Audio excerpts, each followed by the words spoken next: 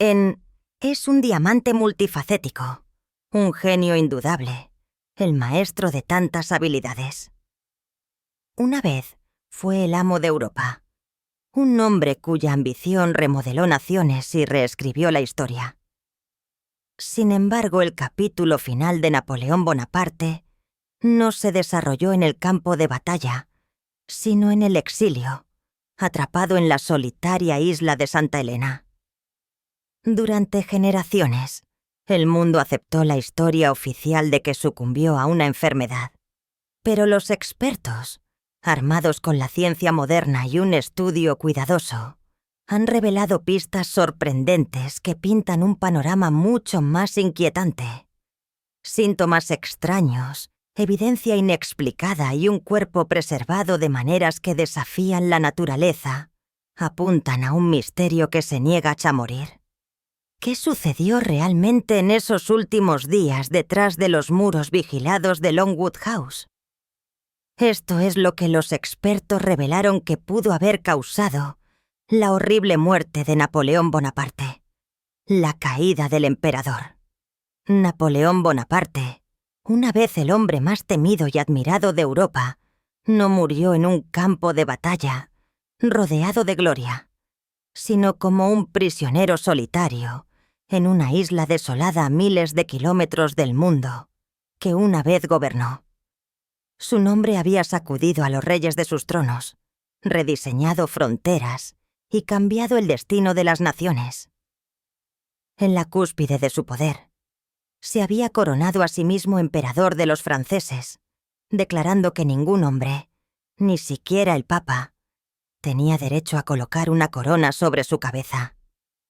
Sin embargo, después de años de guerras implacables, tras la desastrosa campaña rusa y, finalmente, tras la aplastante derrota en Waterloo, en junio de 1815, su reinado se derrumbó en ruinas. Los británicos, decididos a no arriesgarse nunca más a su fuga, seleccionaron Santa Elena como su prisión. La isla se encontraba en el Océano Atlántico Sur, a más de 1000 millas de cualquier costa continental. Allí, en medio de riscos volcánicos e interminables mares, depositaron al hombre que una vez había comandado los ejércitos más grandes que Europa había visto jamás. Santa Elena era segura, inaccesible, y la jaula perfecta para el conquistador caído. El viaje de Napoleón a la isla fue en sí mismo una humillación. En lugar de una embarcación real, fue transportado a bordo del HMS Northumberland, escoltado por oficiales británicos que lo trataban menos como a un gobernante soberano y más como a un peligroso criminal. Atrás quedaron los días en que dictaba los términos del destino de Europa. A su llegada en octubre de 1815, fue asignado a Longwood House, una residencia húmeda y en descomposición, ubicada en un terreno azotado por el viento. Aunque más grande que las cabañas de los isleños comunes, era una ruina en comparación con los palacios de París y Versalles que una vez habían sido su dominio. El emperador, que había doblegado naciones enteras a su voluntad, ahora veía sus movimientos restringidos por guardias y restricciones. Incluso la correspondencia era monitoreada. Los visitantes requerían el permiso de las autoridades británicas. Estaba muy lejos de los días en que conversaba con monarcas y ministros como iguales. Sin embargo, Napoleón se adaptó exteriormente con dignidad, manteniendo sus rutinas, su lectura y sus dictados de memorias a compañeros leales. Buscó controlar la historia de su vida. Pero detrás de la imagen de la resiliencia, se estaba produciendo un proceso más oscuro. El confinamiento y el aislamiento fueron duros, pero por sí solos no explicaban el tormento físico que comenzó a apoderarse de él. Algo más siniestro estaba en marcha, deslizándose silenciosamente por su cuerpo. Expertos siglos después examinarían la evidencia y revelarían hallazgos que sacudieron verdades aceptadas durante mucho tiempo. Lo que había parecido el lento declive de un exiliado envejecido podría Posse haber sido, en cambio, obra de veneno, enfermedad o una combinación de ambos. La vida en el exilio. Santa Elena era una prisión no de barrotes de hierro, sino de clima, aislamiento y privaciones. Longwood House, donde Napoleón pasó casi 6 años, apenas era apta para un hogar de sirvientes, y mucho menos para un hombre de su estatura. El entorno de la isla agravó la miseria. Rodeado de acantilados y niebla, Napoleón soportó un clima que era a la vez húmedo y ventoso, alternando entre calor opresivo y humedad escalofriante. Los jardines luchaban por prosperar. El ganado era limitado y los productos frescos llegaban solo esporádicamente. Las comidas eran escasas en comparación con la abundancia que una vez había disfrutado.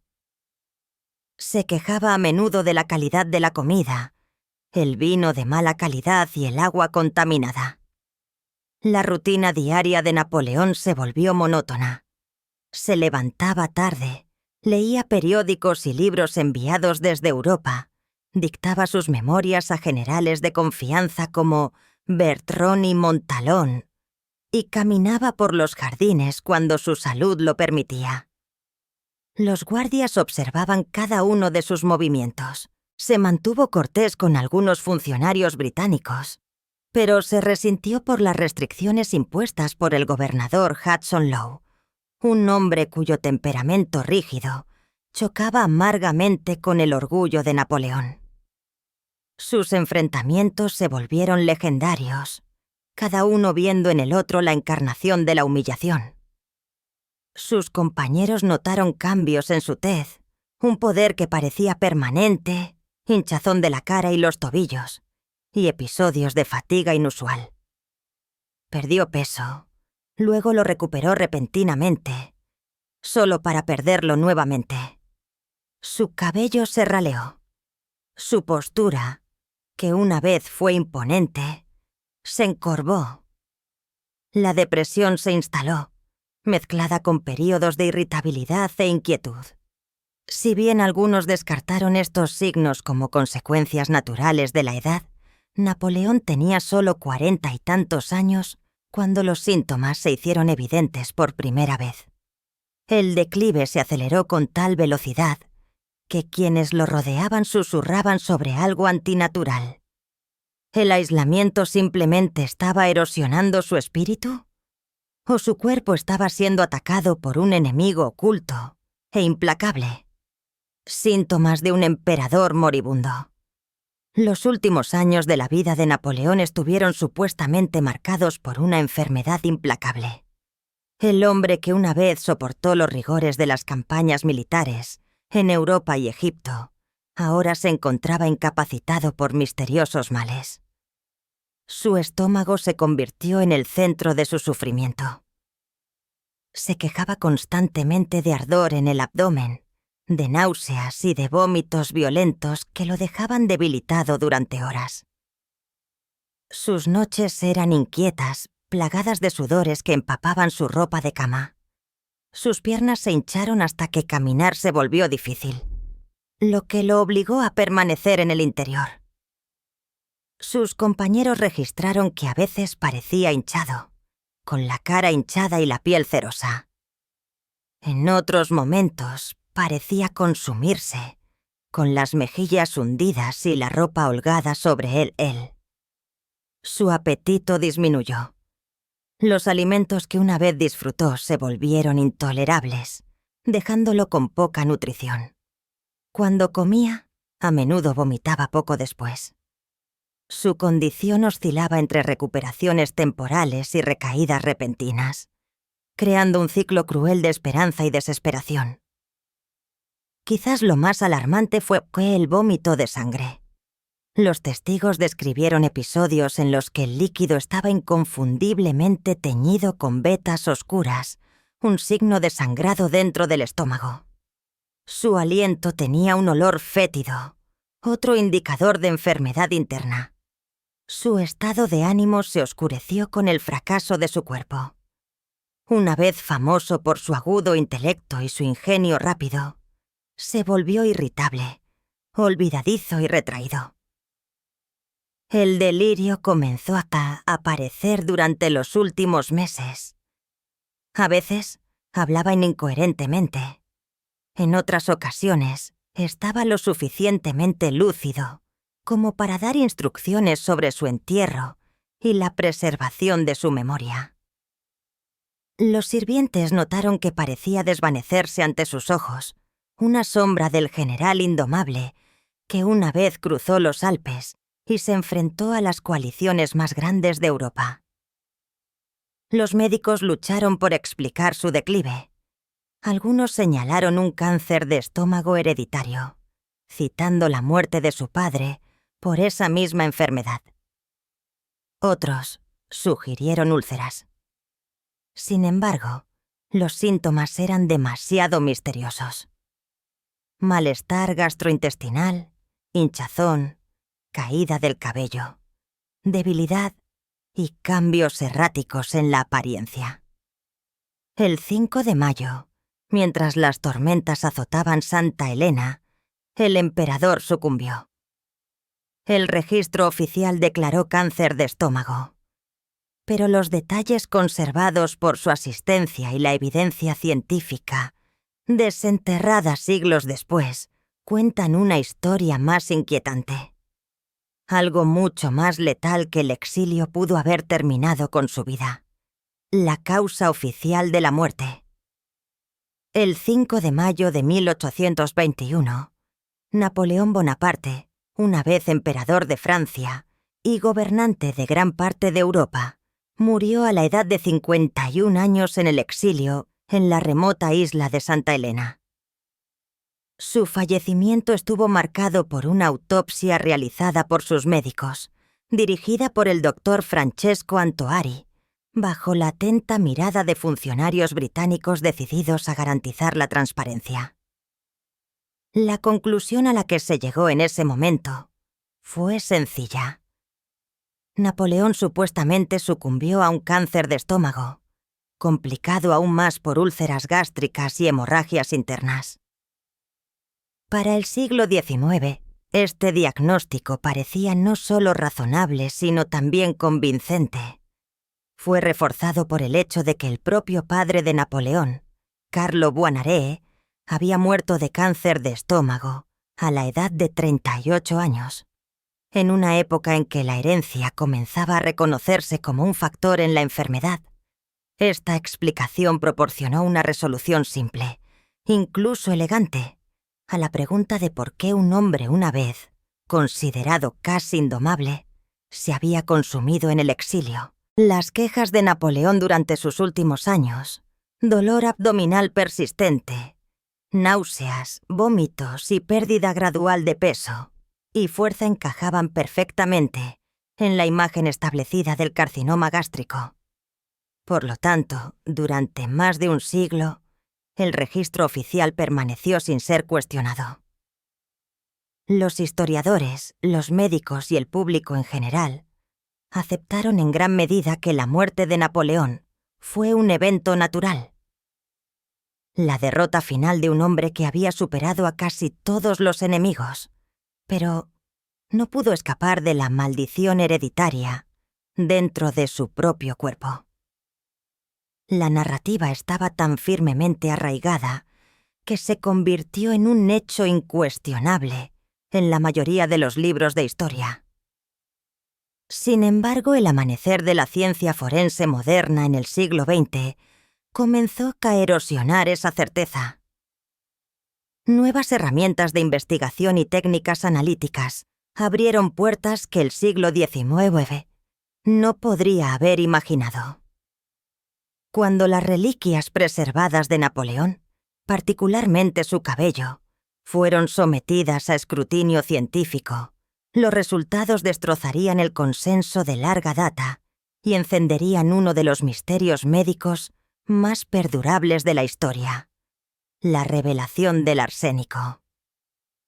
Décadas después de la muerte de Napoleón, mechones de su cabello, cuidadosamente cortados y conservados, en varios momentos de su vida por seguidores y admiradores leales, comenzaron a circular en colecciones privadas y museos. A diferencia de muchas reliquias, el cabello permanece notablemente estable durante siglos, almacenando dentro de sus hebras firmas químicas del entorno del cuerpo. Cuando los científicos sometieron estas muestras al análisis de activación neutrónica en el siglo XX, quedaron asombrados por lo que encontraron. Los resultados revelaron que el cabello de Napoleón contenía concentraciones de arsénico muy superiores a las que se esperarían en el tejido humano normal. Estas no eran elevaciones leves explicables por la dieta o el medio ambiente, sino niveles cientos de veces superiores a la línea de base. Tal descubrimiento inmediatamente sembró dudas sobre el veredicto oficial de cáncer de estómago, ya que el envenenamiento por arsénico puede imitar muchos de los mismos síntomas: dolor abdominal, debilidad persistente, confusión mental y emaciación. Los testigos presenciales en su autopsia comentaron sobre la inusual preservación de sus restos, señalando que la descomposición se había retrasado notablemente. Normalmente, en el clima húmedo de Santa Elena, un cadáver se deterioraría rápidamente. En cantidades suficientes, el arsénico no solo envenena el cuerpo vivo, sino que también inhibe la actividad de los microbios después de la muerte, momificando eficazmente el cadáver. La notable preservación observada en 1821 ahora podría explicarse como otro síntoma de exposición crónica al arsénico. Las implicaciones de esta revelación fueron profundas. Si Napoleón había estado expuesto al arsénico en vida, ¿fue accidental o deliberado? ¿Había sido envenenado lentamente el emperador exiliado de Francia bajo la atenta mirada de sus captores, o la sustancia tóxica se había filtrado en su cuerpo a través de su entorno? El descubrimiento abrió las compuertas a la especulación, e historiadores, científicos y teóricos de la conspiración por igual se apresuraron a reevaluar las circunstancias de una de las muertes más famosas de la historia: el misterio del papel tapiz. A medida que el debate se intensificaba, surgió una nueva teoría a mediados del siglo XX que desvió la atención del envenenamiento deliberado hacia las mismas paredes de la residencia de Napoleón. Longwood House, la vivienda húmeda y aislada donde pasó sus últimos años, había sido amueblada con papel tapiz decorado con vibrantes pigmentos verdes. Esos pigmentos, de moda a principios del siglo XIX, a menudo se creaban utilizando un compuesto llamado verde de Scheele, un tinte que derivaba su tono brillante del arsénico. En condiciones de humedad como las de Santa Elena, el arsénico en el papel tapiz podía reaccionar con el moho para liberar gases cargados de arsénico en el aire. Día tras día, año tras año, Napoleón vivió y durmió dentro de estas habitaciones, respirando los vapores tóxicos. Lentamente, casi imperceptiblemente, el veneno se acumularía dentro de su cuerpo, produciendo síntomas que se parecían inquietantemente a los registrados en los relatos médicos. La teoría del papel tapiz ganó terreno cuando las pruebas forenses se extendieron más allá del propio Napoleón. Las muestras de cabello de su esposa, la emperatriz Josefina, y de su hijo, el duque de Reichstadt, también mostraron niveles elevados de arsénico, aunque ninguno de los dos había estado confinado en condiciones tan severas como las de Longwood. Los resultados supuestamente sugirieron que la exposición al arsénico no se limitaba a un solo hombre, sino que era un peligro generalizado en entornos donde se usaban pigmentos a base de arsénico. Si es cierto, esta explicación transformó la tragedia de la muerte de Napoleón de un posible acto calculado de asesinato a una consecuencia accidental de la vida doméstica de principios del siglo XIX. Los mismos materiales que hicieron su exilio más tolerable, proporcionando color y decoración, pueden haber sido los asesinos silenciosos. Así, el misterio se profundizó. ¿Era el papel tapiz un veneno ambiental de acción lenta? ¿O era simplemente un factor de fondo en una trama más deliberada? Teorías de envenenamiento deliberado. Para muchos historiadores y expertos forenses, la idea de que la muerte de Napoleón fue simplemente un accidente no fue suficiente. La posibilidad de un envenenamiento deliberado continuó rondando, reforzada por las realidades políticas de la época. Napoleón no era simplemente un gobernante caído. Seguía siendo un símbolo, una amenaza viva para el frágil equilibrio de la Europa post-napoleónica. Para la restaurada monarquía borbónica en Francia, su existencia representaba la posibilidad de una renovada insurrección. Para Gran Bretaña, todavía cautelosa ante la revolución y ansiosa por preservar la estabilidad continental, Napoleón era una figura peligrosa. Incluso en el exilio, su presencia inspiró lealtad entre antiguos soldados y admiradores en toda Europa. Mientras viviera, siempre existía la posibilidad de su regreso, ya sea en persona o como un grito de guerra para la rebelión. Su muerte, por lo tanto, fue políticamente conveniente, tanto para aliados como para enemigos. Laboratorios independientes prestaron aún más peso a las teorías del arsénico. A finales del siglo XX, incluso el Buró Federal de Investigación de Eto-Su probó muestras del cabello de Napoleón, confirmando la presencia de arsénico en niveles tóxicos. Estos hallazgos sugirieron que la exposición no se limitaba a una sola hebra o reliquia contaminada, sino que era consistente en todas las muestras tomadas en diferentes momentos y conservadas en diferentes lugares. Tal consistencia insinuaba fuertemente una exposición sostenida, una que no podía explicarse fácilmente solo por factores ambientales. La conclusión fue escalofriante.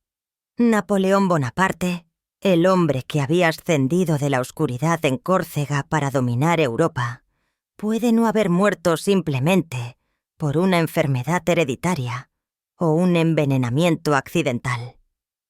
En cambio, sus últimos días pueden haber sido moldeados por la interferencia humana calculada. Su exilio se transformó en una lenta ejecución llevada a cabo bajo la apariencia de una enfermedad natural. Testimonios contradictorios, relatos de testigos presenciales solo profundizaron el misterio que rodea los últimos días de Napoleón. Cada testimonio lleva su propio matiz de sesgo y quista interpretación.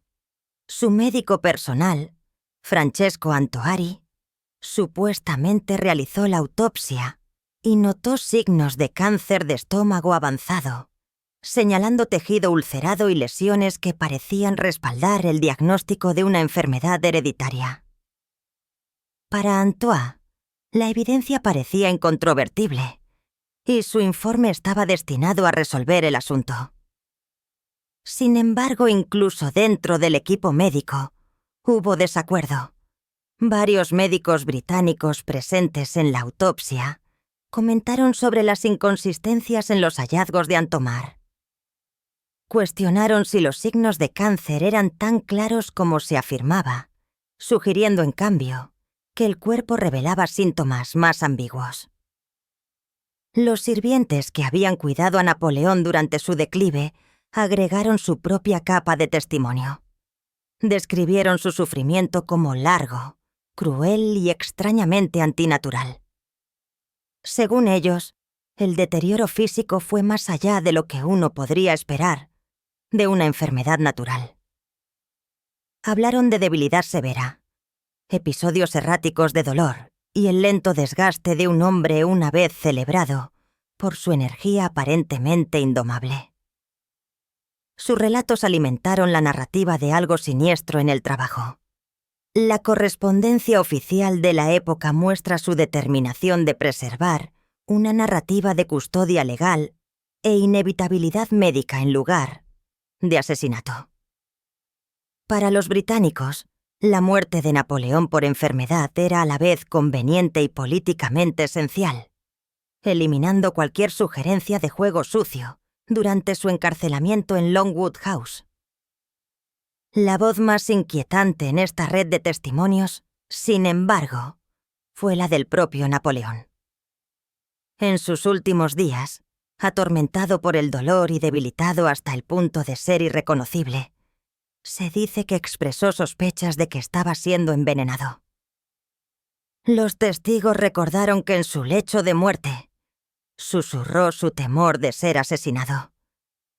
Esto lo cambia todo porque el resultado fue una cacofonía de afirmaciones y contraafirmaciones, cada una moldeada por la lealtad, la perspectiva o la necesidad política del hablante.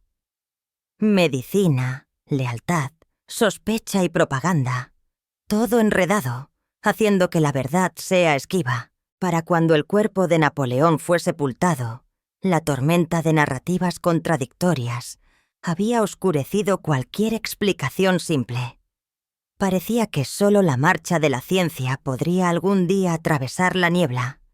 Investigaciones forenses modernas. A medida que se desarrolló el siglo XX, la muerte de Napoleón dejó de ser una cuestión de anécdota y especulación solamente. Entró en el reino de la ciencia. Equipos de investigadores comenzaron a aplicar técnicas modernas a la pregunta, decididos a investigar el misterio con herramientas desconocidas para sus contemporáneos. El arsénico, reconocido durante mucho tiempo como un veneno silencioso y eficiente, podría explicar el declive persistente, el cuerpo consumido y el sufrimiento inusual descrito por sus asistentes. Los hallazgos revigorizaron la teoría de que Napoleón había sido envenenado deliberadamente, sus enemigos extinguiéndolo lentamente bajo la apariencia de una enfermedad natural. Pero la ciencia, como la historia, rara vez ofrece respuestas directas. Las revelaciones sobre el arsénico pronto se volvieron más complejas. Estudios comparativos mostraron que individuos del mismo período sin conexión con Napoleón también mostraban altos niveles de arsénico en sus restos. La presencia de la toxina no siempre fue el resultado de un asesinato, sino que podía rastrearse hasta el medio ambiente. El veneno para ratas, los medicamentos, ciertos alimentos e incluso los pigmentos utilizados en los papeles tapiz contenían arsénico que se filtraba en la vida diaria, de maneras que sorprenderían a la sensibilidad moderna. Esta complicación cambió el debate. Si el arsénico era un contaminante común en los hogares de principios del siglo XIX, entonces su presencia en el cuerpo de Napoleón podría no indicar un envenenamiento deliberado en absoluto. Sin embargo, un hecho preocupante permaneció: la gran consistencia de los niveles de arsénico en sus muestras de cabello. Si bien la exposición ambiental podría explicar trazas ocasionales, la persistencia del elemento en diferentes periodos de su vida planteó preguntas inquietantes. ¿Fue este patrón realmente el resultado de las condiciones de vida cotidianas? ¿O insinuó un envenenamiento metódico y deliberado que explotó un entorno ya venenoso para enmascarar su intención? Cada nuevo estudio, en lugar de proporcionar un cierre, reabrió la controversia. Los hallazgos de arsénico podrían apoyar ambos lados del argumento con la misma fuerza. Algunos investigadores concluyeron que la exposición de Napoleón fue accidental, un subproducto inevitable del mundo en el que vivía. La ciencia no terminó el debate. Aseguró que perduraría. La muerte de Napoleón se convirtió menos en la conclusión de una vida y más en la apertura de una investigación en curso, en la que cada generación de investigadores probaría nuevos métodos y discutiría sobre los resultados. Lejos de brindar claridad, la ciencia forense moderna había convertido el misterio en algo aún mayor. Un estudio de casos sobre cómo la ciencia y la historia chocan, cada una remodelando a la otra. Legado de una muerte horrible en la isla de Santa Elena, azotada por la tormenta. En mayo de 1821, Napoleón Bonaparte cerró los ojos por última vez. No murió simplemente como un emperador caído, despojado del imperio y exiliado a un rincón remoto del mundo, sino como una figura envuelta en misterio. Su causa oficial de muerte, cáncer de estómago, sigue siendo la versión aceptada por muchos historiadores y expertos médicos, respaldada por los registros de la autopsia y el precedente hereditario en su familia. Sin embargo, esta explicación no puede borrar la sombra persistente proyectada por la evidencia forense de la exposición al arsénico.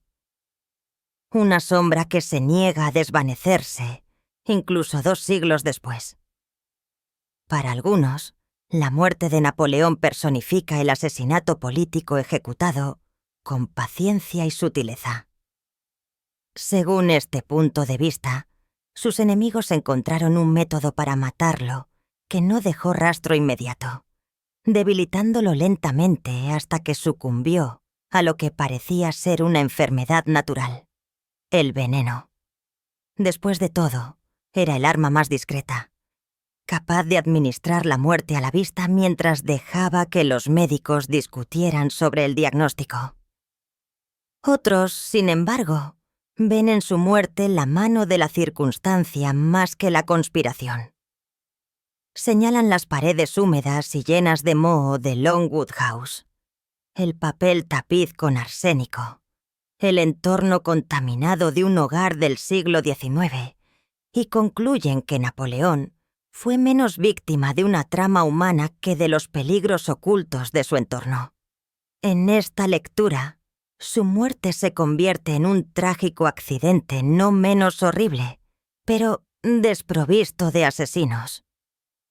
Lo que hace que su final sea tan perdurablemente convincente es precisamente esta ambigüedad. La horrible muerte de Napoleón Bonaparte se resiste a la clasificación simple. Existe en el espacio liminal entre la enfermedad natural, la intriga política y el peligro ambiental. Su capítulo final está estratificado en ciencia y rumor, en debate médico y maniobras políticas. Murió como paciente y prisionero, como víctima y enigma. Generaciones se han sentido atraídas por el misterio no simplemente por lo que dice sobre el propio Napoleón, sino por lo que revela sobre la interacción del poder, la memoria y la ciencia. El debate sobre su muerte es también un debate sobre la narrativa. ¿Quién la controla? ¿Quién se beneficia de ella? ¿Y quién la remodela a medida que surge nueva evidencia? Es por eso que, incluso 200 años después, la historia continúa cambiando. Cada nuevo análisis, cada avance forense, cada reevaluación histórica tiene el potencial de alterar el terreno una vez más, porque cada vez que imaginamos el caso cerrado, vuelve el mismo estribillo. Con la presentación de nuevos datos, el descubrimiento de detalles pasados por alto o la reinterpretación de evidencia antigua, la historia de las últimas horas de Napoleón se reescribe una vez más. La muerte de Napoleón Bonaparte no fue solo el final de un hombre, sino el nacimiento de un misterio que todavía divide a historiadores, científicos y teóricos de la conspiración por igual. Cáncer de estómago, envenenamiento ambiental o un acto calculado de asesinato. Cada teoría conlleva evidencia, pero ninguna proporciona certeza completa. Más de 2 siglos después, la verdad sigue siendo esquiva. Las preguntas tan agudas como siempre. ¿Qué cree que causó realmente la horrible muerte de Napoleón Bonaparte? Comparta sus pensamientos en los comentarios. Gracias por ver este video con nosotros y nos vemos en el próximo.